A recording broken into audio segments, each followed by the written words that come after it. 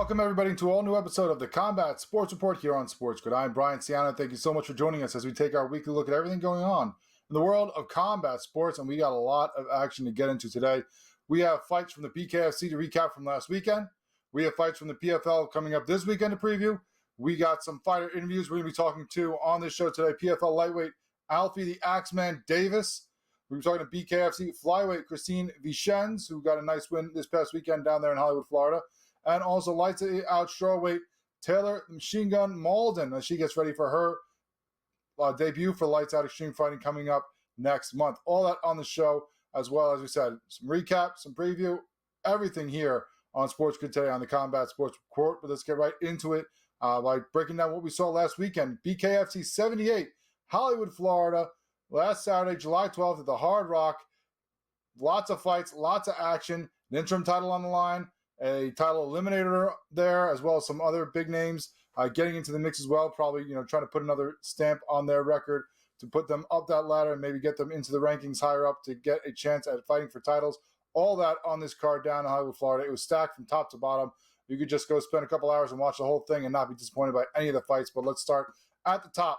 We were excited for the big boys. Leonardo El Zombo Perdomo versus Arnold Bumaye Adams at heavyweight. Of course, Adams, the former champion, the 40-year-old American, hadn't fought since losing to Mick Terrell back in 2023 when he lost that title. Perdomo, the 33-year-old from Cuba, who now trains in Miami, almost 200 amateur boxing fights as part of the Cuban national team before becoming a pro fighter and coming over to the BKFC. Adams is going to have the height, he was going to have the reach, but he wasn't going to have the power, Perdomo. And that's what we're leaning on. We thought Perdomo was going to get the first-round KO because that's what Perdomo does. 7 fights before this. First round KO is all within a minute and 40. So what does he do? First round KO. Once again, another quick victory for him. There was some controversy, some interesting stuff going on in this way. Perdomo was coming right away at Adams. Trying to get him with some shots. Drops him with an uppercut early in the fight, 24 seconds in, but then throws another uppercut while he's on his knees. Now Adams took some time to get up. Didn't take the full 5 minutes, but took some time to recover. And Perdomo was kind of goading him during that. I mean, dude, you threw a full-on illegal uppercut. You're lucky they didn't DQ you, and then you're yelling at the guy to hurry up and get going. He does because he's a champion and he's got that heart. He gets back into it, and Perdomo later on drops him again, a short right to the jaw. Arnold goes down, but Perdomo's running around the ring, again, showboating, being cocky, getting in the face. So the ref's trying to push him out of the way, and because of that, does not start the count right away for Arnold Adams. So by the time that Arnold Adams gets the call from the referee about where he's at in it, it's 7, 8, 9, 10. So he freaks out thinking he got short counted, thinking, that he never heard a count. Problem was the ref had to get Perdomo out of the way, and because of that, the count doesn't get to Adams until it's too late. He does not get back up. He loses. Fight is over. Perdomo is now 8-0 in the BKFC, all by first-round KO within a minute 40. Adams now 7-4 in the BKFC with back-to-back losses. Where does he stand in this division now? 40 years old, the former champ. We will see. We'll hopefully get him back in there a lot sooner than we did recently and see him against some of these other top-level opponents to see if he is still one of the best in the division. But Perdomo, just thinking about one thing after that fight, of course. And now, Mr. President, I need my bell. I want my bell. No more. Bell lower. Hey, big boy, what are you doing? Where you at? Big boy, where you at? Where you at? Where you at, big boy? Don't be scared, don't be scared. Don't be scared, big boy. Don't be scared, little boy. Nah. You all respect me. Hey, I coming for kill you, man. Hey, I know you're a big-ass kid, but I'm going to break your head. Just come here and face me off real quick and don't be scared. Don't be scared. Sign the contract. Sign the contract, big boy. Let's go. Of course, Big Ben, the heavyweight champ, allegedly fighting in Australia in a super heavyweight match. Perdomo wants a shot at that belt. We'll see if he gets it. And, he might have to wait a little while, but that's obviously the only guy left for him to fight in that heavyweight division. We'll see when that happens, if it does. Also, you had interim flyweight championship between Gene the Cutman Perez and Andrew the Legend Strode. Perez, 36-year-old from Miami, coming off back-to-back wins by KO TKO. Strode, 20-year-old from Denver, coming off a unanimous decision over Tyler Randall in February. We talked to Strode a couple weeks ago. We thought he'd win by decision. He gets the win. TKO doctor stoppage in the second round. Very interesting that Perez came out strong. Trying to come right away with the punches, being aggressive, coming across the ring. But Strode kind of backed him up with some good shots early on. 24 seconds in, kind of spins Perez 360. Somehow doesn't go down, but that changed it. Now all of a sudden he's not as aggressive. Now he's not coming as forward, and that lets Strode start to pick his opponent apart and do his thing. Both guys, looking for big shots, having some good exchanges, but I thought that Strode won that round 10-9, especially on that big shot that spun Perez around. Then you get into the second round. Both guys are kind of slowed down, looking for their shots, not trying to outswing the other one and leave themselves open. And then later in the round, you get a bunch of things going on where Strode lands a right to the side of the ear. It goes like it's going to go to the head, doesn't really connect, doesn't get the jaw, doesn't get the temple, gets the ear of Perez. They go after the round is over. I had it 10-9 Strode up 2018 both rounds, but the ear is busted open of G. Perez. So they check it, and Dr. right away says, not happening because, if you lose that part of the ear, you're not reattaching it. So they had to stop the fight. But it's ruled a no contest to surprise everybody. Surprise the commentator, surprise Strode. He's sitting there thinking, I punched him, busted his ear open, doctor stops it, that's it. They say it's a no contest, saying that it wasn't a punch that messed his ear up. So unfortunately, he gets all the juice and the love taken away from him, only to later on, after the fight, a couple days later, the commissioner goes back, checks it out, and says, you know what? It was a punch that caused the injury. The doctor stops it from there. That's a TKO victory for Andrew Strode, but gets all the wind taken out of his sails with that belt, but not getting it that night. He's now 4-0. Perez now 5-2. He also had a lightweight battle between Brian El Gallo Duran and Robbie Problems Peralta. Duran, the 29-year-old from Cuba, who's living in Miami, was 6-0 before he lost to Kai Stewart for the title. Peralta, 39 years old from San Diego, the former UFC fighter, coming over the win over Jordan Christensen in January. We thought Duran might get the third round TKO. It ends up a majority draw, and I don't know how. One judge had it for Peralta 48-46. That's how I have it. But somehow, a bunch of the other ones had it 47-47. Now, there is an interesting way that it happened where in round 3, Peralta dropped Duran twice. There was, during the fight, during the round, he gets caught at one point, stumbles into the ropes, but continues on. So you're thinking a 10-7 round. That's later changed after the fight because Florida has replay to a 10-8 round because of the fact that he would have went down if not for the ropes. So that changes the scoring for a couple judges and makes it 47-47. I don't know how. I thought Peralta clearly had rounds 1, 2, 3, 4, maybe even 5. Maybe if you give Peralta round 4, round 2, he gets a little closer. If you give him 1, 2, and 4, okay, then it's a draw. But I don't see how you do that. Peralta had the bigger shots throughout that fight. Judges screwed that one up big time. Peralta landed like 50 more punches if you look at the stats, too. He shook his head in disbelief afterwards, but now Duran 7-1-1.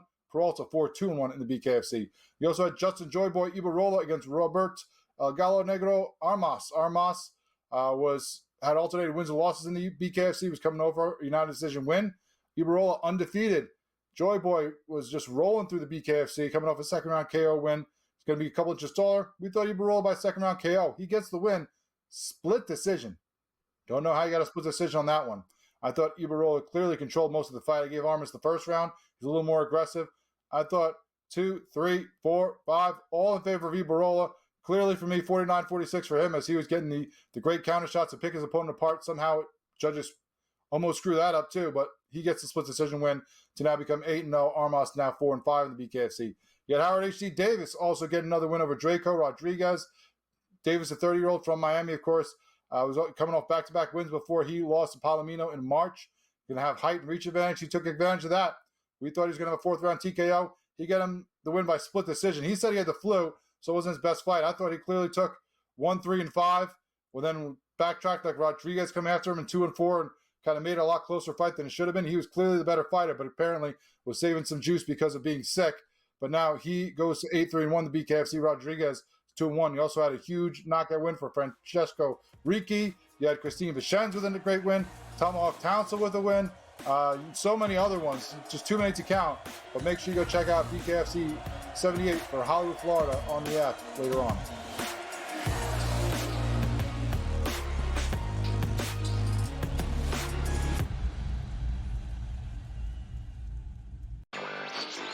Do you think that there's a possibility that we could be looking at DeBoer wondering if he's the long-term answer at coach for the Tide? I'm starting to feel like Alabama, I can't believe I'm saying this, Craig, is a sleeper.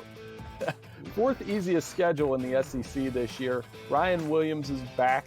I think the friendly, these early season games against Florida State and Wisconsin, that is friendly for Alabama. Newswire, only on SportsGrid. Paige Beckers, ready folks, is a top 10 WNBA player right now. You ever heard of the band Gladys Knight and the Pips? Yeah, it's Paige Beckers and the Dallas Wings. That's what she's got. Know what that means? She's got nobody. Enrique Wumwale has been awful this year. I don't know if she wants to play there or not. Game time decisions, only on SportsGrid. Her ability to defend, shoot the three, rebound, pass the ball, and on a team that is awful.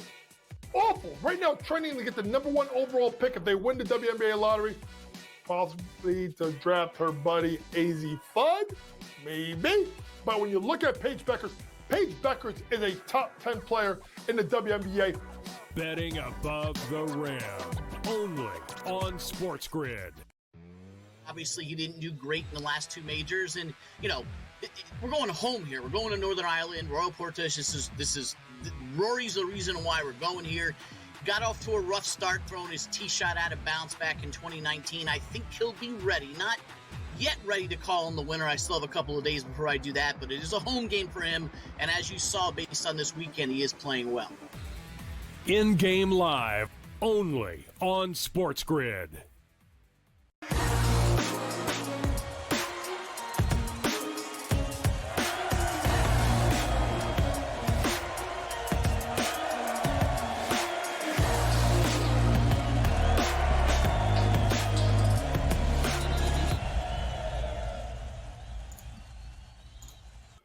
Welcome back to the Combat Sports Report here on SportsGrid. We had a ton of great fights this past weekend down in Hollywood, Florida, like we just talked about in the last segment, but one we didn't really get to touch on too much, so we got to bring her on and talk about it because one of the more dominating performances of the night was by Christine Vicens, who joins us now on the BKFC flyweight. Christine, thanks so much. We appreciate your time. How are you feeling after the fight? A couple days later, obviously, you look great. We talked before you came on. I mean, I don't know if she even got more than couple punches on you because it just right away from the gates, you smelled blood before you even threw that first punch and just went right at Jenny Savage and just completely demolished her in that first round. Yeah, I mean, thanks for having me on the show again. I feel great, after a win, after that victory. I feel great, just a couple of punches that might have landed giving me that bruise, but can't complain, healthy and happy. Well, we'll talk about more of that fight in just a second, but before we get more deep into that, I want to go back a little bit. Obviously, you're a perennial contender in this division. You've reached the top of those rankings. You got your shot at the title against the Misfit. Unfortunately, got stopped by a doctor. TKO, 4th round of that fight. What were you seeing, and what do you think about that fight? A couple of months later, now that you've gone back and probably watched it a couple of times, and now it's not just in the moment. What were you seeing when you go back and watch that fight against Christine? And, do you find things that you think you can improve upon to give you, better shot should you get that chance against her again? Yeah, absolutely. So that fight, I got injured, from the get-go on round 1. So it wasn't, my game plan didn't go as I had wanted it to. Definitely, but I did what I could and I stayed on my feet and got as far as the 4th round. But I don't like to dwell on my losses. I definitely went back to see what I could learn from it. And I did. I picked up a lot of things that I could do better, just using more fight IQ, being a little more patient.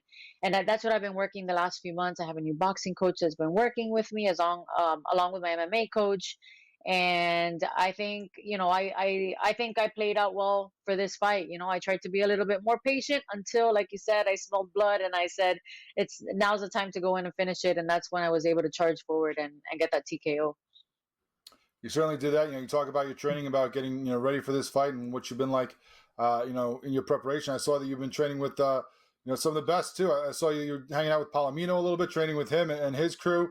I saw, some of the other great fighters that have gone through that gym that you got to meet and probably talk, chop it up a little bit to get their opinion on the fight game. And I'm sure that helps as well. Tell us a little bit about that, about training with some of these top level fighters and, how that's helped you, improve your game as you continue to try to grow and become a better fighter in the BKFC. Yeah, absolutely. Like I said, I'm still with Freestyle Fighting Academy. My MMA coach, they've got me on top of my clinch game, my inside game. But in order to work more of the boxing, I started training with Palomino's coach. His name is Coach Maha. He's got like 250, fights with 70 something KOs. The guy's a master. Over at Boxer Gym, has great connections, has worked with so many champions, and he's really got me focused more on fundamentals, on going back to the basics, on my footwork, my head movement, throwing the right style of punch, things that although I've been training for 20 years, you kind of just go on autopilot and go with what you know. And I really needed to take that step back and just be smarter when I throw my punches and like I said, fundamentals. Well, you talk about going back to the basics, the fundamentals. When people talk about that in fighting, a lot of times people obviously harken back to like Rocky and then doing the basic things like punching the meat in the locker. We've seen you in some of your training. Obviously, you're very busy as a mother and a full time worker as well. This isn't your primary career. You got lots of other stuff going on, and you always find interesting ways to train. One of the more interesting ones I've seen though from you recently on your social media, where you got the kids in the car and you're in the back pushing it uphill. But you know what? Yeah. We've seen some great things from you. Honestly, you pushing the car with the kids might not be the most impressive thing about the video. The most impressive thing is later on when you get them to do the pushing. I mean, I can't get my kids to listen at all just to clean up, let alone push a car. Yeah, absolutely. Like you said, I'm balancing a lot, but I'm not willing to let go of this. This is a dream of mine, and I'm gonna make it work. Sometimes I have to work out, like you saw in my gym, down the street. I gotta include my kids because at the end of the day, I'm not trying to throw a jab at the fathers here, but I'm a mother. It's a completely different role.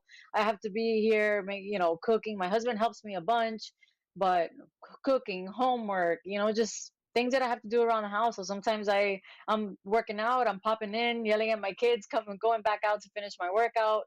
I just have to make it work, and that works for me, and I no give up. I don't give up, and my kids get to see a part of that process that I go through, and I'm hoping that it just instills them in that we got to work hard no matter what, no excuses. Speaking of no excuses, obviously you had a different opponent lined up for this one. Sarah Click was supposed to be the one, across the ring from you there, and then it gets changed really close to the fight, and it ends up being Jenny Savage instead. How do you focus and how do you keep your game plan when you get a late change of opponent like that? And did that factor into you just coming out aggressive and swinging right away on Savage and just trying to take the fight to her? I mean, within 90 seconds, she's just up against those ropes, hands up, just hoping not to get hit much harder, to the point that, usually when the ref jumps in, fighters will give, oh, come on, why are you doing that? She was hugging the ref, thanking him for saving her at that point. You were beating her so bad. Yeah, I mean, it's always when they change something up 3 days out, they told me that Click wasn't going to be fighting. Imagine I've been fighting a whole camp for Click, for an orthodox fighter, for a certain style. So at first, it does catch you off guard. But at the end of the day, they did a great job finding an opponent. Jenny Savage, really, I thanked her for stepping in, because if not, they would have canceled the fight after my whole family. We had that arena packed full of people. And Savage is no walk in the park. She's a great boxer. She's a southpaw, which is completely different game plan for me. So I only had 3 days to work on those attacks against the southpaw, but we made it happen. I was there to fight, no matter what. I was gonna push hard, pressure, and try to break her. Now, we can't wait to see what's next for you. Obviously, the rest of that division is kind of tied up right now. Apparently, we're going to get Faria versus Borga. I know John Masang Wong has a fight lined up, so does Beck Rawlings. So, everyone ahead of you is, matched up against somebody else. But we can't wait to see what is next up for you, Christine Vicens, after a great performance once again. Thank you so much for joining us, and thank you for giving us another great fight in the BKFC. Looking forward to your next opponent, your next matchup. Thank you for having me. It's always a pleasure. That is Christine Vicens, of course. She may have fought Jenny Savage, but she was the Savage one in that squared circle on Saturday, doing her thing and just brutalizing her opponent onto another victory.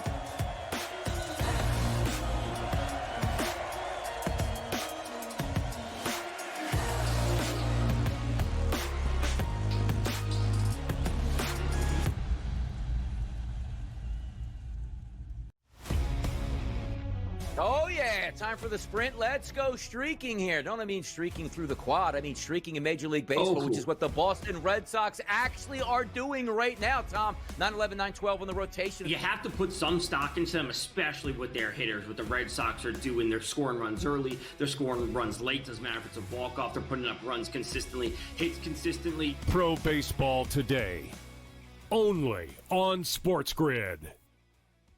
How are you going to compete against a guy with 15 entries? A lot of the guys that won Survivor at the Circa, because since I'm there every single year through contest weekend, one guy won it all with one entry. And the truth is, he told me that he maxed out his entries the next year because he had the money to do it. And it was a brain, it messed with his brain, right? Sports Rage tonight. Only on SportsGrid. Aaron Judge is great, but if you want to talk about full contributions to a team, maybe I'm biased as a former catcher myself, but I think Cal Raleigh's working a little bit harder than everybody else, and I think Cal Raleigh should be right in this thing. If he sets that single season home run record for a catcher, I think that's probably what it's going to take for him to overtake Judge. I don't think it's impossible for him to get there. I think it's unlikely. Fantasy Sports Today. Only on SportsGrid. The game is on. The stakes are high. But the action isn't just on the field. He's rearranging that rim. Get it inside! SportsGrid's in-game live. Your ultimate second screen experience. Just a little flyer, couple of 15.5 points live line. Every prop, every play, every day. Anything can happen. It's complete chaos. It's smarter to be on SportsGrid.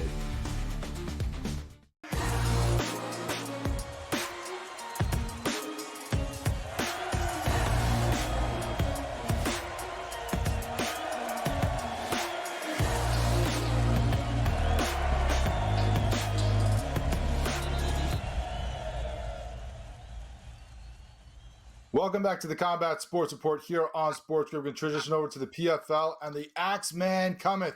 That's right, Alfie, the Axeman Davis, of course, joining us right now. The PFL Lightweight World Tournament finalist coming in right now. He's going to be fighting, of course, in the finals August 15th, Charlotte, 9 o'clock Eastern on ESPN against Rabadanov. It's going to be a great fight. We're looking forward to that one. Should be an awesome battle between these two guys. We bring him on now, Alfie.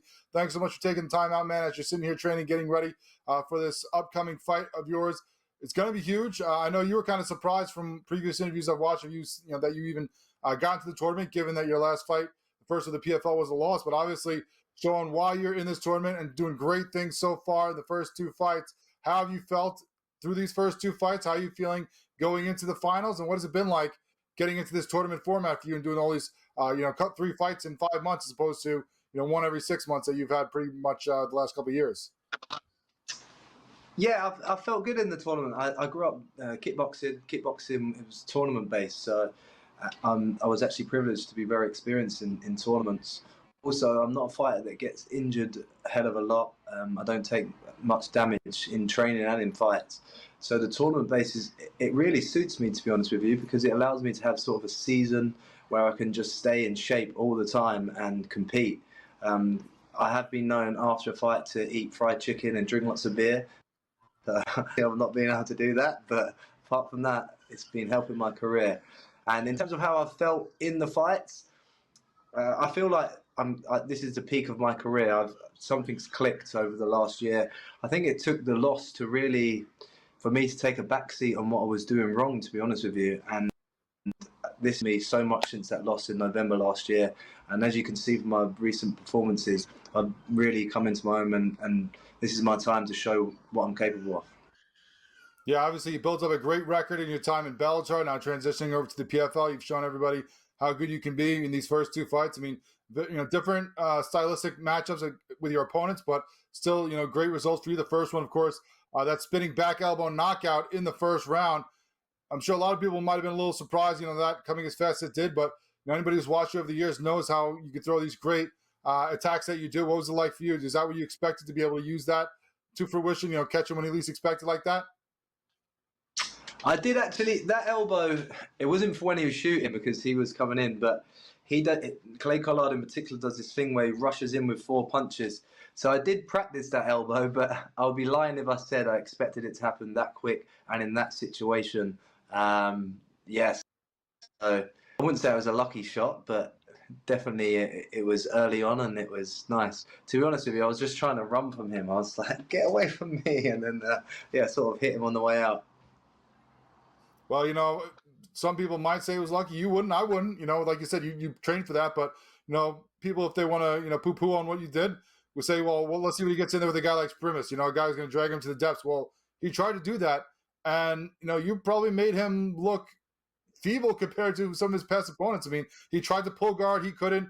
Every time, maybe he got in that first round, maybe the second, third round, I think was all you. You're finding your distance. He could not get you to the ground like you wanted. And, you even have a little fun with it at times, doing a little bit of the, the moves, you're a little dancing as you're setting up for the shots for him. You're definitely feeling it in that one. And, it went the distance you showed against a high-level guy like that you can go all the way and you can stop him from his game plan. Do you think that, was an even bigger, stamp of what you can do in this PFL tournament? Yeah, Primus was, he was an amazing former champion. So to do that in the way that I did it and styling him like that, I think it shows my level in martial arts. So more of the same to come. And we're looking forward now against Rabadanov. Now, obviously, you have no love lost for this guy. I've seen posts, you mistyping his name. You're talking about, how he's enhanced, but you're better skilled. There's no path between you and this guy, right? It's just, this is where it is now and you got to hype it up. What's going on? You're trying to get in his head? I think it's a bit of both. I think I'm just actually telling the truth. I mean, I ran from the Olympics for a reason. He was a sniffer crotch wrestler for many fights, and then he started knocking people out all of a sudden. So there's definitely question marks about what he's been doing. But the reason that I'm saying that is because I want him to feel like he's got all of those advantages, but he hasn't. Like he's not going to hit me with bombs that he's been throwing, and I'm going to kick him right in the face. Well, we're looking forward to this fight. It should be awesome. Everybody should make sure they check it out, of course, down in Charlotte. If you can't be there, check it out on ESPN, Friday, April 15th. Thanks so much, Alfie, for taking the time out. We got 10 seconds left. Any big plans for that $500,000 if you win this tournament already? Dancing, fried chicken. Thank you. You'll buy a whole freaking fried chicken franchise if you win this. Looking forward to the fight. Thanks so much for taking the time to talk with us. We're looking forward to seeing you guys match up and who is the best in lightweight for the PFL in 2025.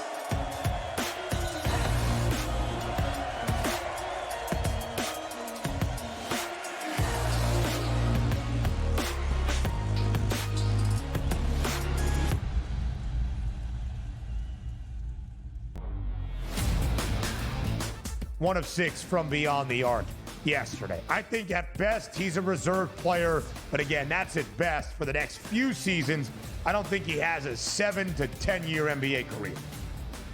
Most kids are like, hey, Dad, play another year in the NBA, understanding that, like, hey, we get Dad home and it's fun to watch him on TV. But this kid is actually like, Dad, please play so I can play. The Early Line, only on SportsGrid. I don't have a gaming unit, but I might get one just because of that CFL game. And I'll play with Bano online and kick his ass. He could be the Ticats, and I'll be the BC Lions. He could be the Ticats. I'll be the Red Blacks. Exactly. I'll be throwing bombs. I'll be throwing bombs. Sports Rage tonight, only on SportsGrid. Devin Booker, do you know, in those 2 years, actually makes more in his salary than the entire Miami Marlins payroll this year, which I think is at like $62 million. That's a 72.5. I'm just doing the math really quickly. So one guy's worth more than 25, but we know how bad the Miami Marlins is. But hey, I just talk hoops. Betting above the rim, only on SportsGrid. Really would love to know what Jawan Jennings is after. If I were San Francisco, I'd hate to lose him. Not that I think he's ever going to be their best receiver on this football team, but you have a lot of question marks, right? We don't know how good Ricky Pearsall is yet. We are asking like ifs. If Ayuk comes back and is healthy, if McCaffrey can be healthy, all these things. So why not just take the thing that you know works and just keep it? Game time decisions only on SportsGrid.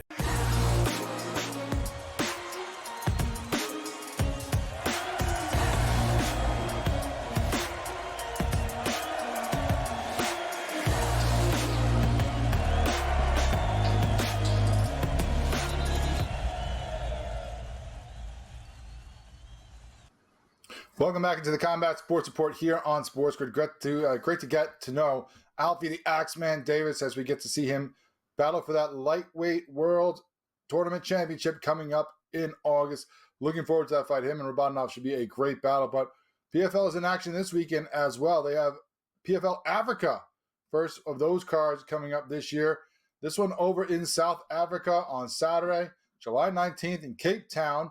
Now, if you want to watch it live, you can do that at 10 a.m. Eastern on the PFL app, but it will also be broadcasted on ESPN Plus at 2 o'clock Eastern, so you can watch it on tape delay there if you don't want to get up early or you got soccer with the kids or something going on, need a little afternoon respite. You can watch some fights from the PFL from over in South Africa there on a delayed replay there. Some great fights at the top of this card. Obviously, it's going to start the PFL Africa tournament on the undercard. You have a lot of those fighters, many fighters that obviously we don't know, and we'll get to know over the course of the tournament as we have with PFL MENA and even some of the PFL Europe as well. But that main card, as you can see there, is stacked. So that's something you definitely want to tune into. A lot of great fighters that you know from the PFL going and doing battle, including the middleweight title on the line with Johnny Eblen fighting Castelo Van Stenis. Van Stenis is the 32-year-old, a.k.a. the Spaniard from the Netherlands, so making complete sense there, of course. But he is 16-3 in MMA, 8 wins by submission. He's a former Bellator fighter where he was 7-2 for his record there. He's coming off back-to-back wins for the PFL and Bellator, so now he is going to try to raise up a level and fight the best. Now, he's had some great fights against guys like Fabian Edwards and some others, so he has fought some of the top competition, but now he's fighting the champ, Johnny Eblen. Eblen, is going to be a tough dude for him, but Van Stenis is very, very confident in this. As here's what he says about his opponent, the champion, Johnny Eblen. I'm not only going to beat Johnny Eblen, I'm gonna actually humiliate him. Yeah, I believe I am. I'm going to show him how good I actually really am. I mean, not just beat the champ, he wants to humiliate the champ. That's the strong words from a guy making his title shot here. Of course, you're going to call your shot. You're going to want to do it big in style. He's going to try to do that at Cape Town. See if he can not only beat Johnny Eblen, but live up to his words and humiliate him. It's going to be tough, as Eblen, the 33-year-old American, is the champion, undefeated, 16-0. 9 of those wins by decision. Of course, was undefeated in Bellator before coming over to the PFL, 10-0 there. He beat Gegard Mousasi for the title, and then defended it 3 times, including 2 of those against Fabian Edwards, who Van Stenis fought as well. So, they have some common opponent there, but this is a guy who has not lost. This is a guy who, is very good all around. Of course, he's going to use the grappling game as his main thing. He's going to try to grind you down. He's going to use you to clinch against the cage, slow you down, not let you do the offense that you want to do in that cage. But he can throw too. We've seen that. He has some knockout wins. He has some big punches. Most of those are by decision, but he does have some finishes. So, you sleep on this guy and he can sleep you. And he plans to not only beat his opponent, but then kind of stomp on him a little bit afterwards as well. It's USA versus Spain. I'm ready to beat the shit out of this Spaniard. And then afterwards, I'm going to go vacation in his country. Now, of course, does that mean Spain? Because he is a Spaniard, but as we said, he is from the Netherlands. So I don't know if he's going to go vacation in Spain or the Netherlands. Maybe do both. Maybe do a whole little European jaunt just to go on his victory tour if he gets this victory. But he is the champ. He is defending, and I think he wins because he has been trading with one of the best. Obviously, he is a champion, so he knows that in his own right how to do things. But we've also seen him post recently training with the Diamond, Dustin Poirier, to get ready for this fight, and Diamond Poirier's last one. So iron sharpens iron, as the post says. These two guys trying to make each other better as they get ready for these big fights that they have coming up. And I think, not that he needs it, but I think it's still going to help Eblen. And I think he gets another victory here. I think he holds on to this title probably by decision. As we said, most of his wins are by decision. Maybe he gets it to the point that he can ground and pound to victory, but most times, he's going to wear you down, wear you out, and go to the judges' scorecards confident that he's going to get the victory. I think he does here as well. You also have a women's flyweight battle between Dakota Ditcheva and Sumiko Inaba. Ditcheva, the 26-year-old Brit, who, of course, lives and trains in Florida most times, 2024 PFL Women's Flyweight Tournament winner, another undefeated fighter, 14-0, 12 of those by KO, TKO. So she's going for the finish. She's not going to try to go to the judges' scorecards like Evelyn has. She doesn't want to get there. She wants to give them the night off, or at least the fight off, and do her business in the first couple rounds there and finish her opponent and make them pay for even stepping into the cage with her as she had done before, as she did against Tyler Santos last November when she won that 2024 PFL tournament. She is a dangerous woman. She can beat you any which way on the feet with the striking. She can use all tools, of the striking game, as she has shown, even the clinch game. So body, head, doesn't matter. One way or another, she's hunting for a victory and doesn't seem too worried about her opponent going in here either. When I compare my game to hers, I just see levels above, skill levels above. She's no walkover, but I don't think she's on my level, and I'm going to show that in South Africa.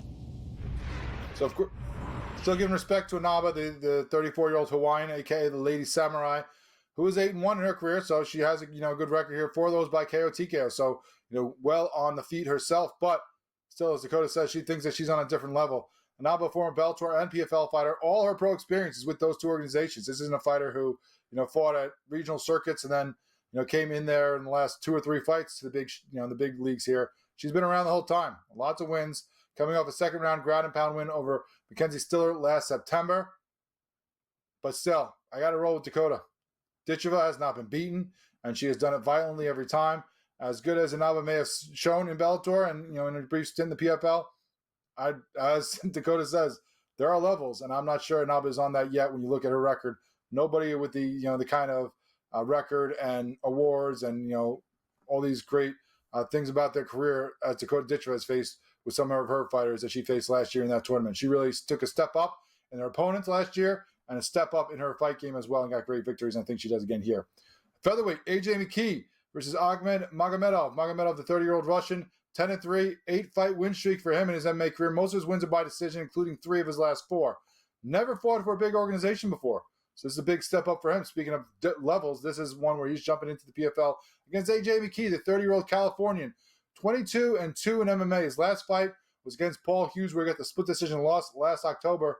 Before that, he had a 4-fight win streak in Bellator and the PFL. He's a former Bellator champ, well-rounded. We've heard many people talk about the McKees, including when we had Sean Merriman talk about some of his fighters that train there and how great that camp is, how great those brothers are at fighting. He's looking to show it again. I think he gets the win by decision. Magomedov has a nice record here, 10-3. This is a different level, different type of opponent. I think this is going to be harder for him to do. I think McKee gets the bounce back win here to get himself back in the picture for fighting some of the upper echelon and upper level opponents in the PFL. Lightweight fight between Artur Zayunuk and Takayashi Izumi. Izumi, the 36-year-old from Japan, 6-3 in his MMA career, all 6 of those by decision. Zayunuk, the Russian, 16-4, 9 wins by decision, 1 fight with the PFL. It was a decision win last May. I think I go Zayunukov there. I think the Russian gets the win. Either way, I think it goes by decision. You look at both these guys' records. That's just what they do. They try to outlast you. They don't try to beat you down. It's going to be a grinded-out fight. Might not be the most exciting fight on the card, but I'm going to go with the Russian in that one. But one that will be exciting is a heavyweight battle between Corey Anderson and Dennis Goldstaff. Anderson, the 35-year-old American, grappler with power, 18-6 in his MMA career, 8 by KO, TKO, 10 by decision, former UFC fighter, former Bellator champion at light heavyweight.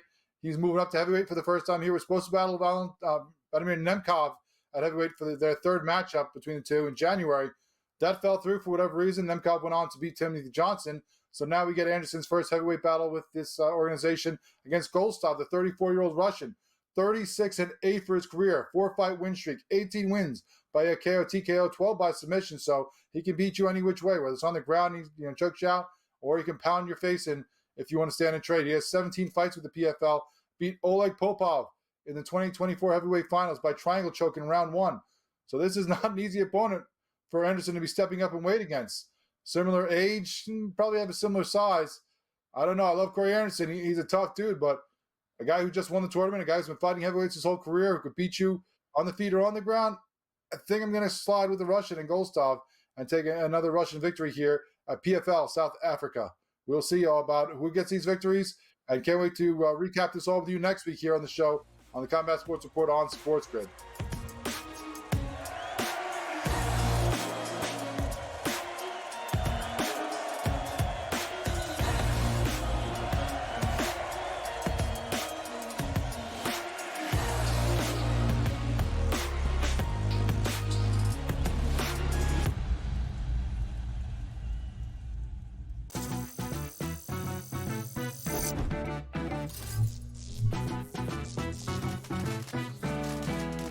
New to casinos and not sure what to play? Well, try Blackjack first. It has a lower house advantage compared to other table games, making it especially player-friendly. Now, go get lucky. See you in Las Vegas. Let's get lucky. Seiya Suzuki and Pete Crow Armstrong, this is the first time the Cubs have ever had two players reach 25 home runs before the team's 95th game. I thought that was a stunningly odd statistic that you would have just thought, well, the Cubs, storied franchise, all these big superstars that they've had, and even superstar tandems, they've never been this good, and they continue to be that, man. They are just continuing to hammer the baseball. Pete Crow Armstrong, what an incredible trade that's worked out to be for the Chicago Cubs. Fantasy Sports Today, only on SportsGrid. Online casino expansion in the U.S. is extremely slow, a lot slower than I think we all would have thought, 5 years ago as sports betting took off. But you're going to start to see, I think, next year, a few more states kind of trickle into this. On top of Maine, you had Illinois kind of talk about it. Governor J.B. Pritzker pitched it as an idea to help cut down the budget deficit. Of course, we've got a weird tax fallout there. Newswire, only on SportsGrid. There are better opportunities out there for LeBron than the Lakers if this is how the Lakers are going to operate. They really put Milwaukee as bad. I had to put my glasses on. Milwaukee. Giannis may not be there. I'll tell you right now. New York. Betting above the rim, only on SportsGrid.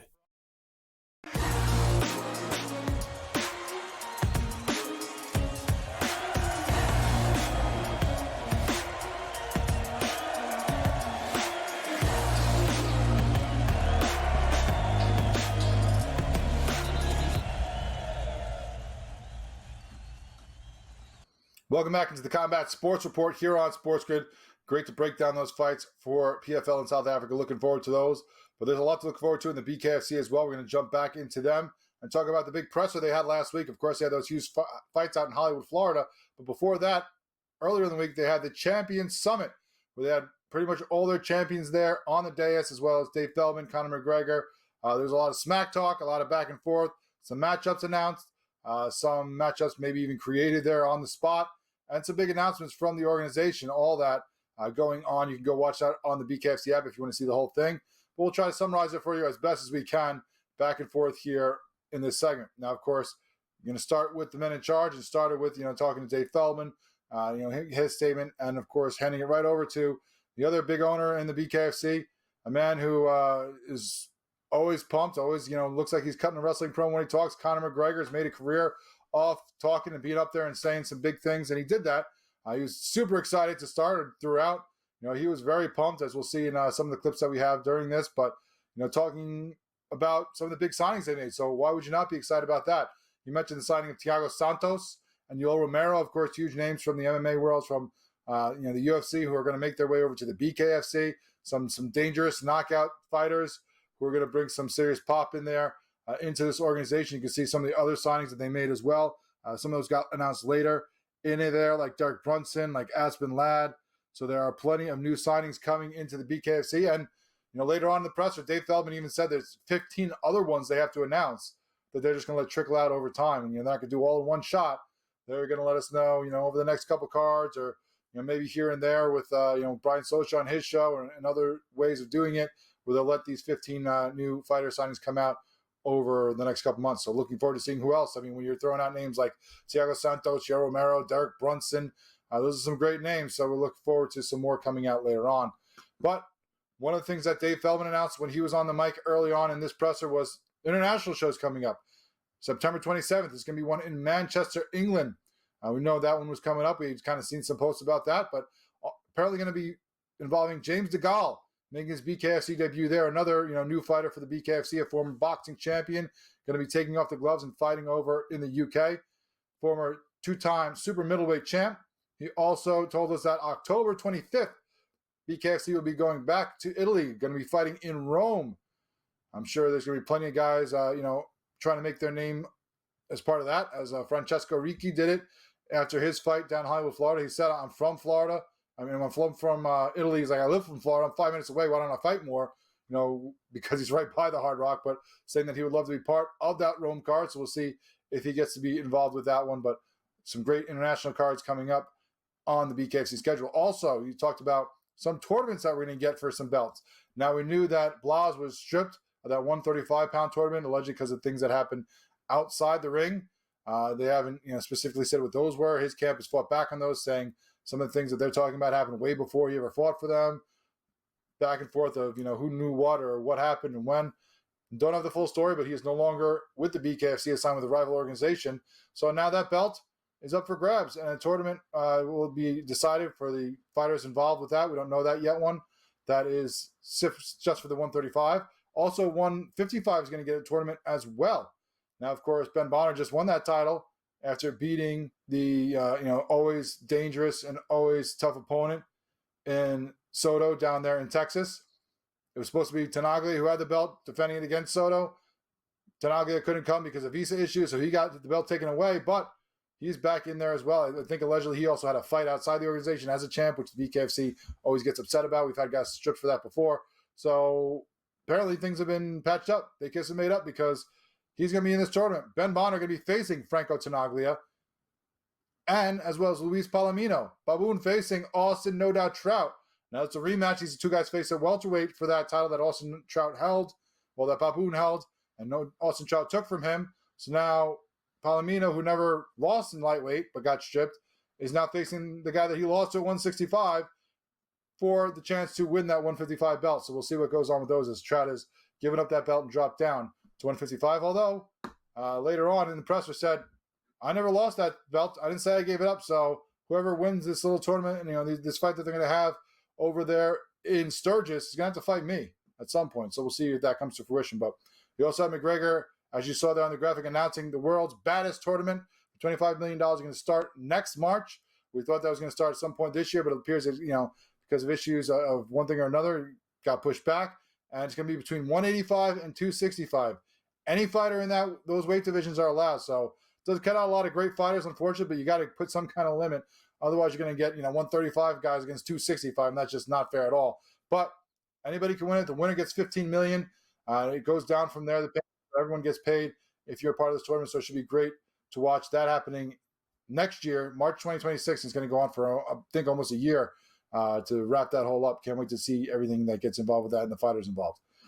Of course, one of the biggest names and the biggest mouths on the day is going to be Mike Perry there. They went right to him right after Conor and Feldman. He says he'd love to fight Conor after their beef.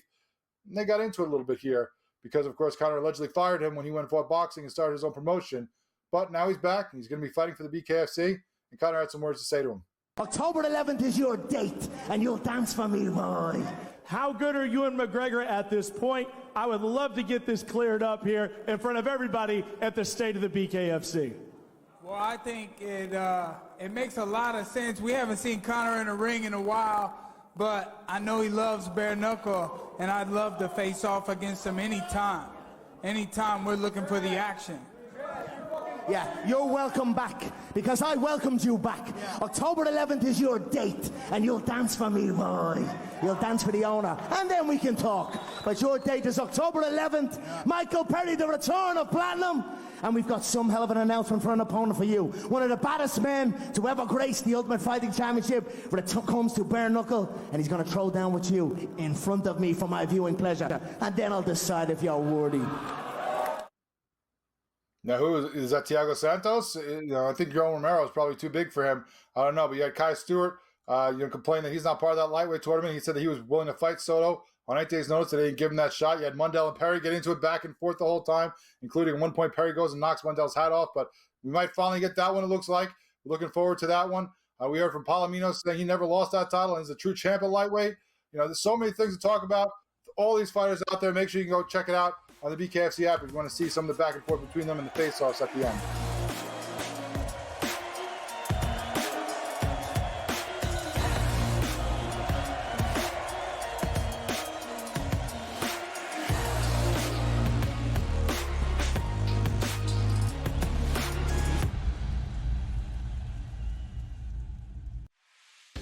His run in Salt Lake is over, but obviously the intimidation of a guy that's been around that long in Gundy and in this guy.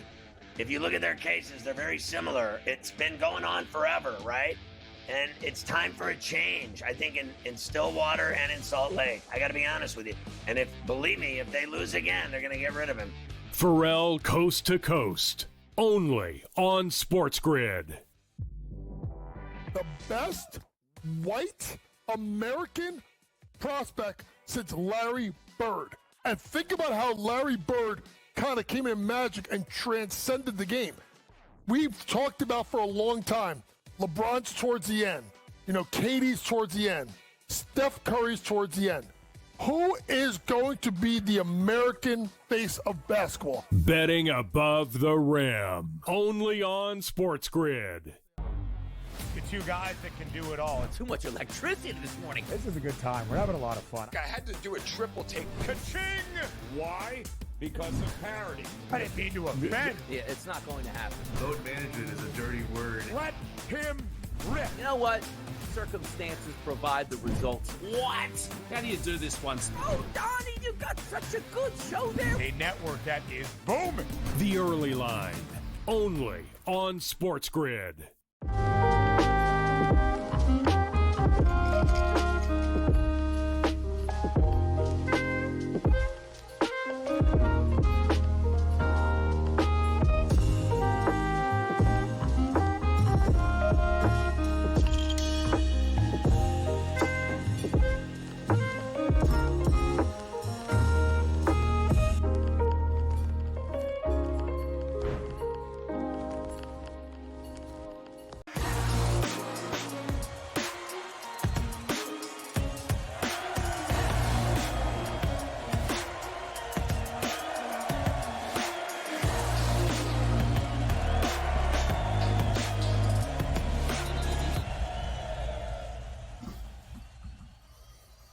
Welcome back to the Combat Sports Report here on Sports, because you're ready to close things out.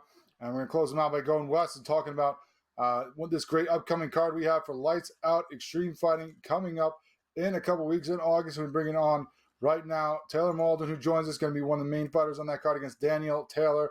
Going to be a great matchup on August 9th. We're looking forward to that fight. Taylor, thanks so much for joining us. How are you as you get ready in the last month here of this training camp for this fight with Lights Out Extreme Fighting? I feel ready as ever, as always, just because I'm always training in and out of camp. So this is just nothing different for me. We're just training it up a couple notches. What's this going to be like for you? This is going to be your debut, if I'm not mistaken, with Lights Out Extreme Fighting. I know you're supposed to have the one fight with Thiner that unfortunately did not come to fruition, but your first fight with them, what drew you to the organization, and how excited are you to make your debut with this organization? Fighting in general is always exciting, but with Lights Out, it's something different just because they bring an extra element with MMA fighting. Just that energy is just slightly different, and it's local to the California, so that's always fun. I'm sure it is. You get see all the fans in there, all the family there ready to see you. What's that like? How's that been for you? Obviously, you've been on the regional circuit a lot throughout California. How does that work for you as you get to have everyone there for your fights? Everyone's packing you in there. Has that been a boost for you? Or once you're in that cage, does it not even, affect you? Or are you just locked in on your opponent and everything else is just white noise to you? To be completely honest, I could razzle dazzle you and be like, it fires me up. Honestly, it's just white noise. I'm there to do my thing and focus and have fun, because at the end of the day, it's fighting is the funnest part of everything outside of the training. Now, of course, you're going to be fighting Danielle Taylor on this card. What have you looked at so far? Have you studied the tape already, or is it just the point of camp that you're just focusing on your skills and sharpening yourself, and then you'll study her and come up with the game plan closer to the fight? How do you do things as you prepare for this fight with Lights Out Extreme Fighting? Yeah, I definitely have already done some film study, so that's something that we start on pretty early on. We're actually just watching it again this morning right before or during training, so that's always cool. As teammates, we do that for one another. We kind of will throw on each other's opponents on the TV that we have here, and we'll just train and be like, oh yeah, we'll pick each other's brain about it. That's fun. So yeah, definitely lots of film study. Now, she has a lot of experience. She's been in many different organizations, a big fight record there for you to choose from. What have you seen maybe in some of this tape that you feel like suits you well in this matchup? I just watched her combat this fight. It was pretty good. A lot of forward, or actually she did a lot of footwork that fight, but outside of that, I've seen her fight in the UFC and some other organizations, and she stayed pretty true to herself in the sense that she's kept her fighting style quite similar from each other's fights and stuff like that. So it makes things kind of easy. It definitely helps, of course, to have the one style you got to look for, of course. For your fighting career so far, you're still early in it. You still, only have a couple bouts in. What's been the biggest thing that you've learned over the last couple of years? You started off hot 4-0. You've come off the back-to-back losses now.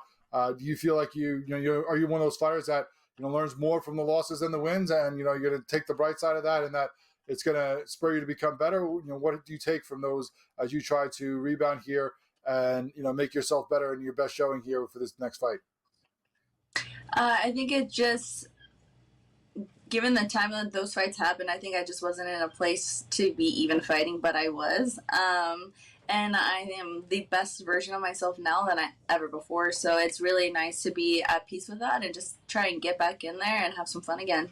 Because at that time, it just wasn't really doing it for me, So I'm back. I'm better. Yeah, there's plenty of careers that you can kind of just, you're not feeling it. You coast through a little bit. You just get through the day. That's definitely not one of them for sure. So we're glad to hear that you're in the, your best place now as you prepare for this fight and for the next chapter of your career. For people who may not have seen you yet on some of these other, regional fights or some of these other fights that you've had before that are going to get to, maybe get their first taste of you with Lights Out, nationwide on the app or wherever they're watching it, or, hopefully they're in person if they're in the area. What do you want them to know about you and your fight style and what they can expect from you in this fight? I am definitely looking forward to get some controlled chaos in there and really be able to display some fight IQ this fight. I'm looking to get, a second round finish, if not third. Really looking forward to that.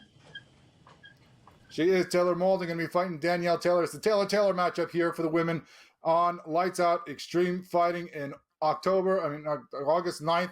Skipping ahead months. We're getting so excited about this fight. But August 9th, make sure you check it out there if you're in California or on the Lights Out Sports app. Taylor, thanks so much for your time. Good luck in your fight. We're looking forward to seeing you fight for Lights Out Extreme Fighting. Thank you. Guys have a nice day.